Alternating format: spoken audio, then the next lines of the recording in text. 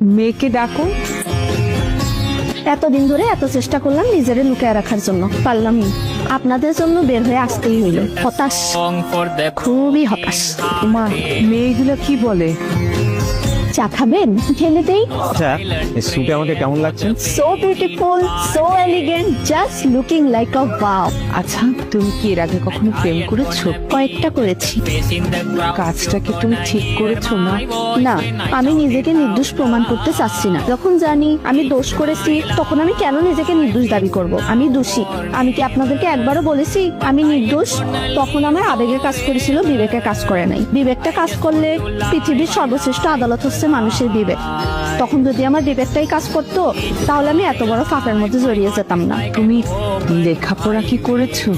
জি, private ইউনিভার্সিটিতে। ভাগ্যিস আমার বাবা মার অঢেল টাকা ছিল না, তাহলে আমাকেও অনেক টাকা দিয়ে প্রাইভেট